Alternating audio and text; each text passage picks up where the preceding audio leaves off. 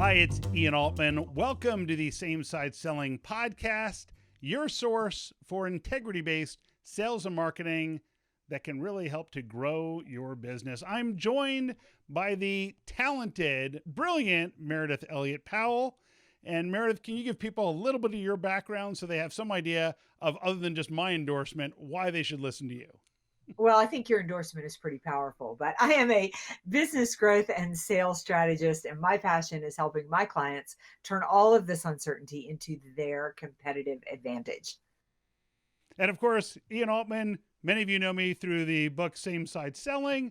And oftentimes people call on me because they have trouble standing out from the competition. They get stuck being treated as a commodity, all about price, and they want to see how to unpack that and sell more on the result side rather than price.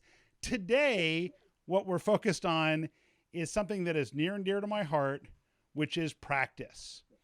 See, top performing athletes, do you think they practice more or less than the mediocre athletes? And of course, top performing musicians, same thing. The top performing ones practice more than the average performers.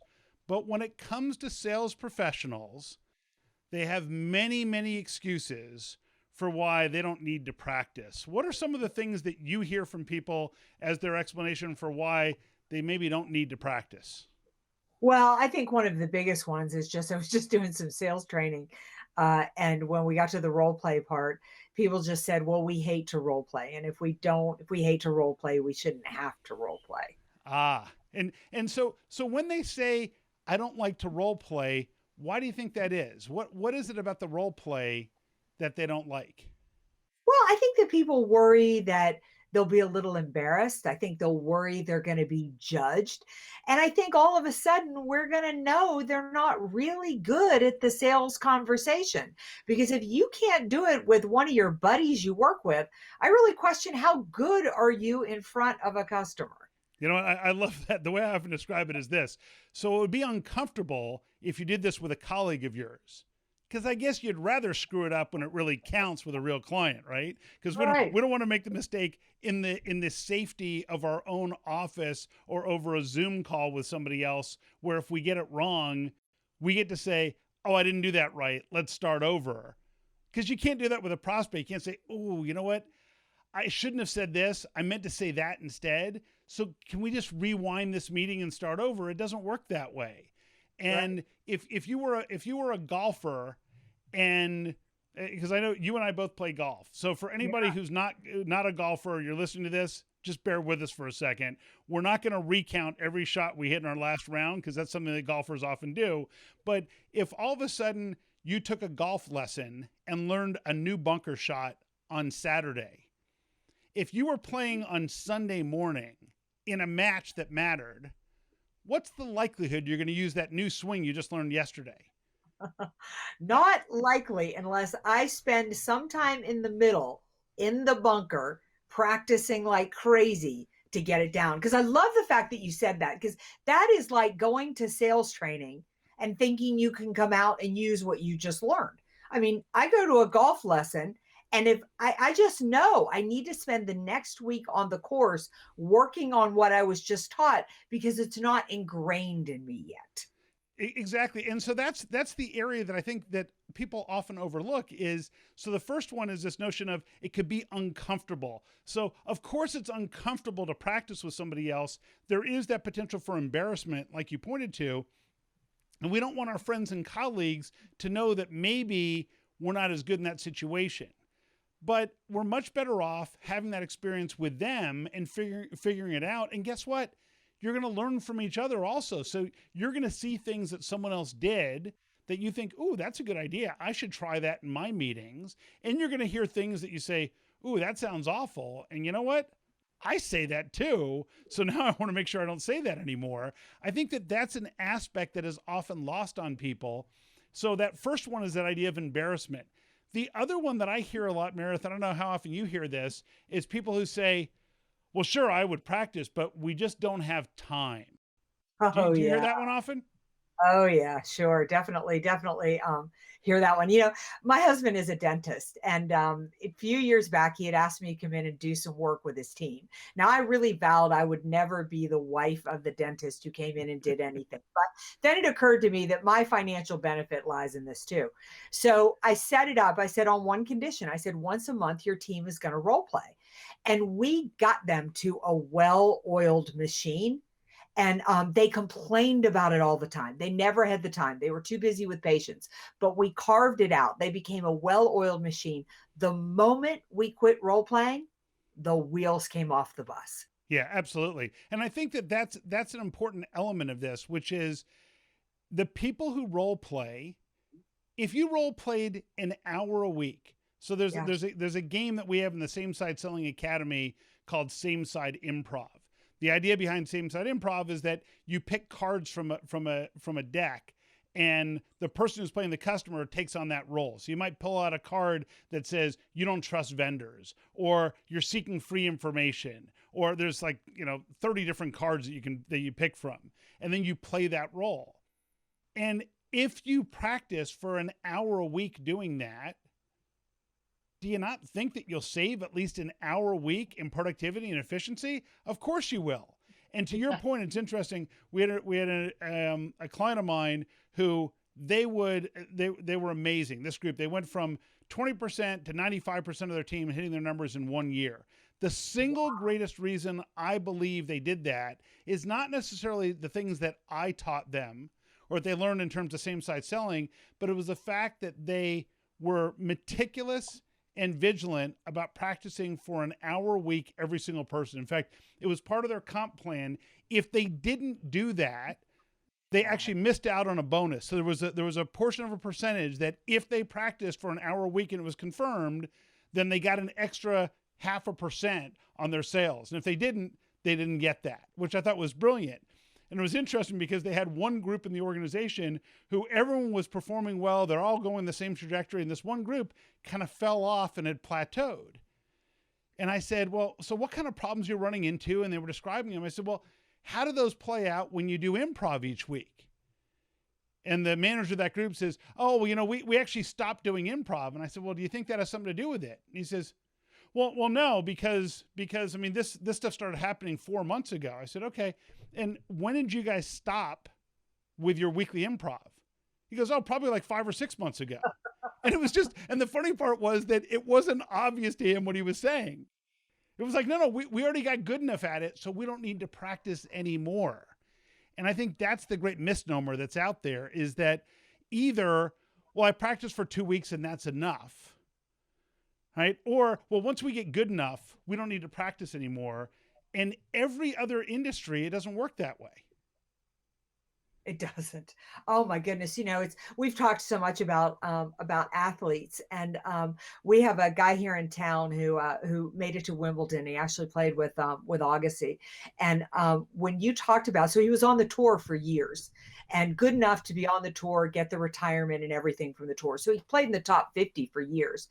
The amount of time he practiced versus he played was just unbelievable. I mean, he would get and he would fly into some place, he would land and immediately go to the tennis courts. He never saw any place he visited in the world because he would practice from the time he got there. Before a match, he and the rest of the pros, they show up 3 and 4 hours early and just get grooved into doing what they need to do.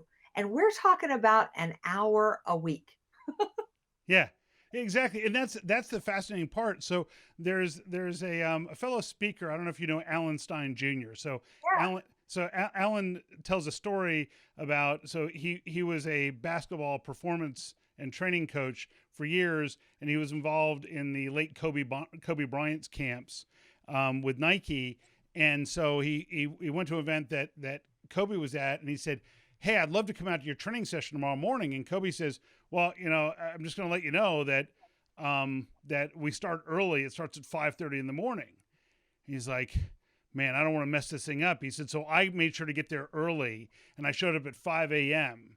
He said, and Kobe is on the court in a full sweat already. and what Kobe was doing was fundamental basics that they teach these kids. The same thing they were teaching high school and early college athletes. This is what he was doing, these exercises. And Alan tells a story beautifully, and he says to Kobe, well, so Kobe, you're doing this really basic drill. He said, and he was doing it with amazing precision, amazing velocity, but just this very basic drill. And he says, you know, you're arguably one of the greatest players in the world, but you're doing this basic drill. He says, well, how do you think I became that level of a player? Because he's practicing those fundamentals over and over. And it's interesting because what I tell people in sales is, look, how many phone calls are you making? How many outreaches are you making?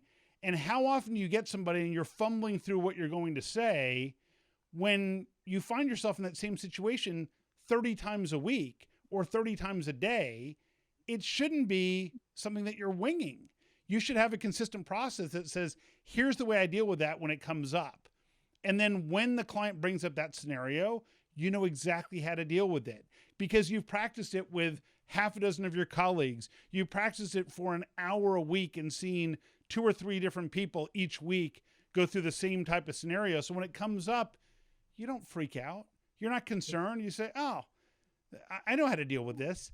And I'm sure that as a dentist, your husband, you wouldn't want a dentist performing a procedure for the first time on you, having never practiced that or never trained in it. Ever. No. And I even think, I think it goes deeper than that. I mean, you have a Kobe Bryant out there working on fundamentals, but there is, when he goes into a game because he's done that, there's the confidence that you deliver. And that's how I feel like when I practice. I mean, you and I are both keynote speakers, and keynote speaking is so much more than the hour we get up on stage to keynote. There's the, every time I see somebody, my husband sees somebody walking around talking to themselves, he says outside, he always says they must be a keynote speaker, because I've been known to go for hikes or a mountain bike ride just to say my keynote, because if I can do my keynote while doing something else, I know that the keynote's coming from here. But you practice it and you practice it and you practice it, because then when you deliver it, you believe in it. You're sold. You're speaking with energy. Well, see, it's the same thing in a sales call. I mean, I sit here after being in sales for 30 years. I'm far more confident in a sales call than I was at 22 because I've practiced it.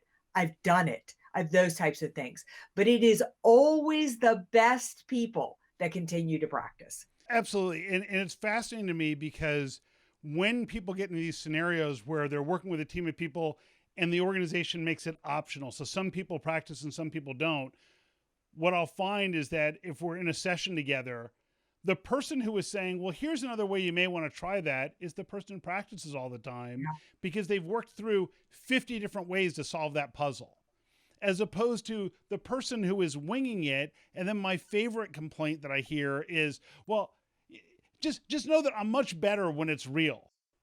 Right. It's like, well, actually, you probably aren't. So you Right. probably aren't much better. That's the unfortunate reality. You think you are, which is a great testament to your confidence, no matter how misplaced it might be. And instead, what we want to do is just have you be in a situation where you know what you're doing. There's the there's a concept that someone referred to as staircase brilliance, and I wish I could attribute who had said it. I don't recall who it was, but they refer to as staircase brilliance is when you have absolute brilliance of what you should have said as you're walking down the staircase. Right? You're like, oh man, I should have said this. Well, when you practice, you get those elements of staircase brilliance where you say, oh, in this particular improv, in this role play, I should have said this. And the next time that presents itself, you might say it, but I can assure you that if you go through that scenario 5 times in practice, by the 4th or 5th time, that's just going to be your natural response. And then when something comes up, you won't be fazed by it. So when the client says, well, this all looks great, but you're just too expensive compared to the alternatives, you don't want to say, you want to be in a position to say, well, the only way we could reduce the price is if we scaled back on some of the results we're talking about. And my sense is that wouldn't work for you. Did we miss something? Right? So you want to have that ability to know exactly how you deal with that situation when it comes up, rather than you're winging it. Now your emotions kick in. You're not giving the best response. I would so agree with that. I got to tell you one other excuse that I love. This one just popped into my head, but I love it when they say to me, well, somebody might ask me something I don't know. And I always think, why would you want to be asked something you don't know when you are smack in front of a customer and it matters? And wouldn't you rather be asked something you don't know by one of your colleagues when there's nothing to lose?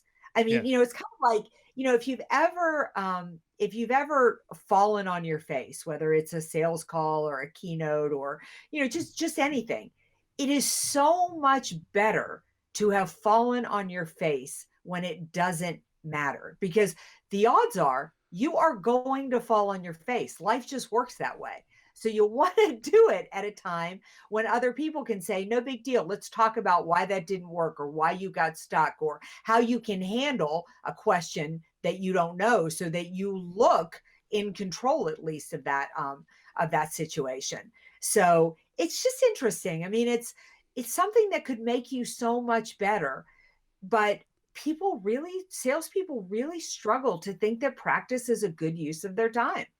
And it's fast. I do think that part of it is that ego aspect that says, well, I don't want people to know that maybe the emperor has no clothes.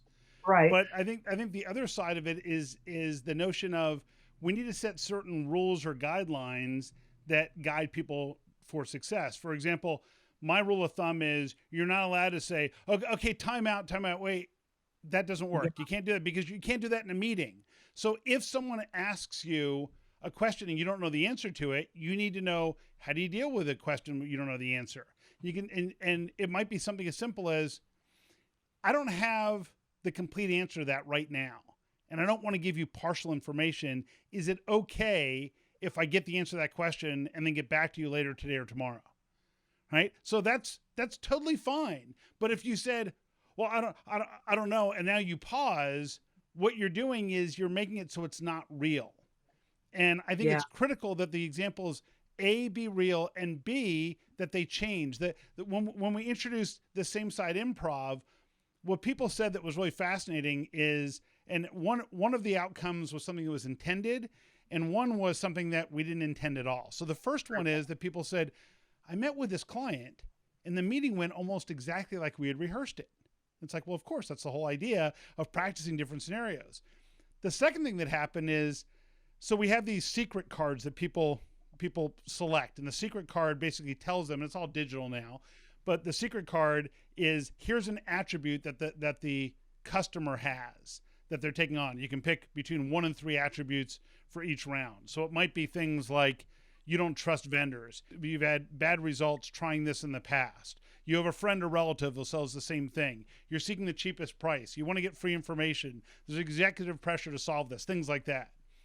And what happens is people say, well, so we practice every week, and I went and met with a real prospect, and the prospect said something, and I thought, I know what secret they have. Now, when I first heard that, I thought, oh, dear God, you actually printed this stuff out, handed them the cards to take on a role. They said, no. We didn't do that. It's just the client was saying the same thing that we say, or asking the same questions that we ask when we have that card.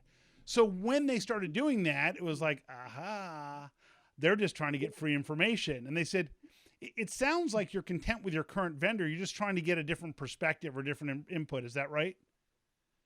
Yeah, that's kind of where we're at. Okay. And now, effective sales is not about persuasion or coercion. It's about getting the truth as quickly as possible. Yeah, for sure. I mean, there's so many good things that come out of practice. It's even, I find, the top performing teams that we work with, even teams that are doing exceptionally well. Every time you go in and you do a role play, you find some things you could tweak and you could do even better. And with competitors on your heels, that's what it's about. It's not about reaching the crescendo and stalling out. It's about constantly looking at it and saying, this really worked. In fact, we landed a multi-million dollar deal. Let's go back and pick it apart and let's see what we did that really nailed it. And if there's anything that we could do to even take it up a notch. So it isn't always from preventing mistakes. A lot of times it's about really taking it up a level and making what is a high performing team even better. I love that perspective because it's about learning whether it was a successful outcome or not. I would often say to my team, okay, regardless of the outcome, what should we have done differently? Right. And oftentimes people would say, well, no, we won the account. I'm like, that's not the point.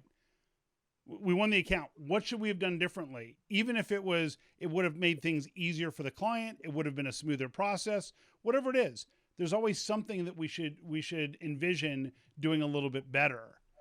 And I think that's a critical aspect of this element of practice. So let me do kind of a quick 30-second recap of what I think our takeaways are. And then I will give you opportunity for rebuttal to find the ones that I miss since I'm doing these on the fly. So All right. when people don't practice, we know that the top performing athletes, the top performers in every industry practice, people in sales often have excuses why not. Some of the favorite excuses that we hear are things like, well, I don't have time, it's uncomfortable, I'm already good enough, I don't need to.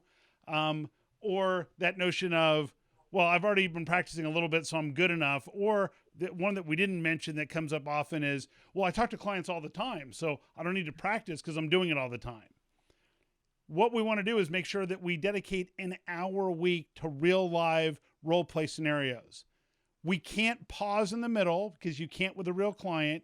You've got to go through from beginning to end during that time frame. And then we want to solicit feedback not only during practice, but after we have actual meetings with clients, recap the meeting as a team and say what worked well, what didn't work well, what should we change. So I'm sure I left something out there, Meredith. So I think you really came close to completely nailing it. I would just say the only thing is to really shift your mindset around it, is that really think about the fact of it is practice is the place where you want to make mistakes, where you want to have challenges, where you want to have obstacles.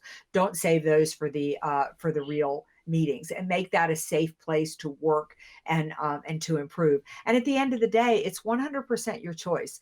If you want to be a top performing team, if you want to own the market, if you want to take the confidence and the energy in front of the customer, which is really all they're buying from you, then you have to put in the practice. you know, it's phenomenal perspective. I think that notion of having that confidence and recognizing that the way you approach the sales process and your sales methodology actually can be one of the greatest differentiators for your business compared to your competition. Meredith, when people want to learn more about you and connect with you, what's the best way for them to do that? They can find me at valuespeaker.com. That's my website, just the words valuespeaker.com. I'm a big believer, build your network. It will change your life. So if you connect with me, I will connect with you. The social media channel I tend to live on is LinkedIn. So reach out and connect with me there. You know what? And likewise, I spend most of my time in terms of the social media world on LinkedIn. And of course, you can always visit me at samesideselling.com. Thanks, and we look forward to speaking again on the next episode.